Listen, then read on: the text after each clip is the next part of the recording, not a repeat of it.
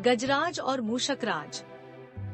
प्राचीन काल में एक नदी के किनारे बसा नगर व्यापार का केंद्र था। फिर आए उस नगर के बुरे दिन, जब एक वर्ष भारी वर्षा हुई। नदी ने अपना रास्ता बदल दिया। लोगों के लिए पीने का पानी न रहा और देखते ही देखते नगर वीरान हो गया। अब वह जगह केवल चूहों के लायक रह गई। चारों ओर चूहे ही चूहे नजर आने लगे। चूहों का पूरा साम्राज्य ही स्थापित हो गया। चूहों के उस साम्राज्य का राजा बना मूषकराज चूहा। चूहों का भाग्य देखो, उनके बसने के बाद नगर के बाहर जमीन से एक पानी का स्रोत फूट पड़ा और वह एक बड़ा जलाशय बन गया। नगर से कुछ ही दूर एक घना जंगल था। जंगल में अनगिनत हाथी रहते थे। उनका राजा गजराज नामक एक विशाल हाथी था। उस जंगल क्षेत्र में भयानक सूखा पड़ा। जीव जंतु पानी की तलाश में इधर उधर मारे मारे फिरने लगे। भारी भरकम शरीर वाले हाथियों की तो दुर्दशा हो गई। हाथियों के बच्चे प्यास से व्याकुल होकर चिल्लाने व दम तोड़ने लगे। गजराज खुद सूखे की समस्या से चिंतित था और हाथियों का कष्ट जानता था। एक दिन गजराज की मित्र चील ने आकर खबर दी कि खंडहर बने नगर के दूसरी ओर एक जलाशय है। गजराज ने सबको तुरंत उस जलाशय की ओर चलने का आदेश दिया। सैकड़ों हाथी प्यास बुझाने डोलते हुए चल पड़े। जलाशय तक पहुंचने के लिए उन्हें खंडहर बने नगर के बीच से गुजरना पड़ा। हाथियों के हजारों पैर चूहों को रौंदते हुए निकल गए। हजारों चूहे मारे गए। खंडहर नगर की सड़कें चूहों के खूनमांस के कीचड़ से लथपथ हो गई। मुसीबत यहीं खत्म नहीं हुई। हाथियों का दल फिर उसी रास्ते से लौटा। हाथी रोज उसी मार्ग से पानी पीने जाने लगे।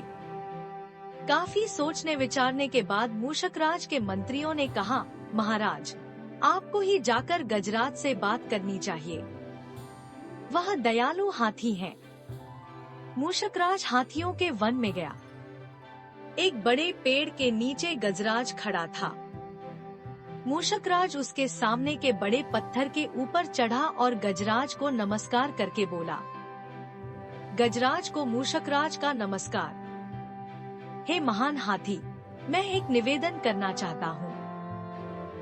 आवाज गजराज के कानों तक नहीं पहुँच रही थी। दयालु गजराज उसकी बात सुनने के लिए नीचे बैठ गया और अपना एक कान पत्थर पर चने मूषकराज के निकट ले जाकर बोला, नन्हे मियाँ, आप कुछ कह रहे थे, कृपया फिर से कहिए। मूषकराज बोला, हे गजराज, मुझे चूहा कहते हैं। हम बड़ी संख्या में खंडहर बनी नगरी में रहते हैं। मैं उनका मूषकराज हूँ। आपके हाथी रोज जलाशय तक जाने के लिए नगरी के बीच से गुजरते हैं। हर बार उनके पैरों तले कुचले जाकर हजारों चूहे मरते हैं। यह मूषक सहार बंद न हुआ तो हम नष्ट हो जाएंगे। गजराज ने दुख भरे स्वर में कहा, मूषकराज, आपकी बात सुन मुझे बहुत शोक हुआ। हमें ज्ञान ही नहीं था कि हम इतना अनर्थ कर रहे हैं। हम नया रास्ता ढूंढ लेंगे। मूषकराज कृतज्ञता भरे स्वर में बोला, गजराज, आपने मुझ जैसे छोटे जीव की बात ध्यान से सुनी। आपका धन्यवाद। गजराज, कभी हमारी जरूरत पड़े तो याद जरूर कीजिएगा। गजराज ने सोचा कि यह नन्हा जीव हमारे किसी काम क्या आएगा, सो उसने केवल मुस्कुराकर मूषकराज को विदा किया। कुछ दिन बाद पड़ोसी देश के राजा ने सेना को मजबूत बनाने के लिए उसमें हाथी शामिल करने का निर्णय लिया। राजा के लोग हाथी पकड़ने आए।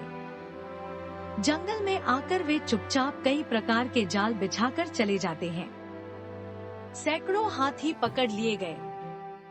एक रात हाथियों के पकड़े जाने से चिंतित गजराज जंगल में घूम रहे थे कि उनका पैर सूखी पत्तियों के नीचे छल से दबाकर रखे रस्सी के फंदे में फंस जाता है।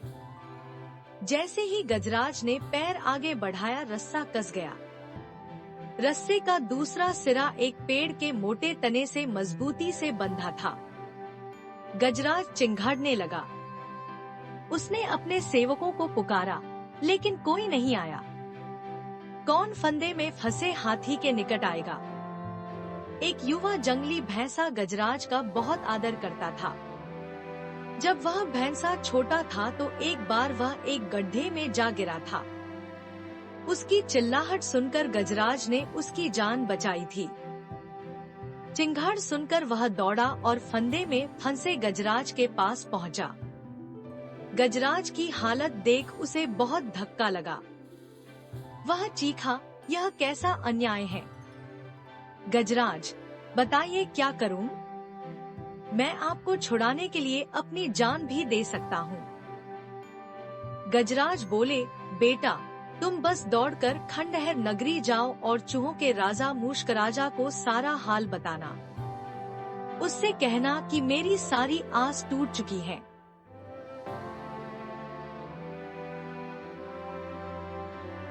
भैंसा अपनी पूरी शक्ति से दौड़ा दौड़ा मूषकराज के पास गया और सारी बात बताई।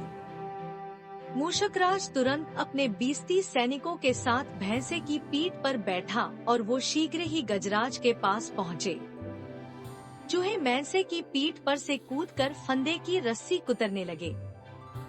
कुछ ही देर में फंदे की रस्सी कट गई व गजराज आजाद हो गए।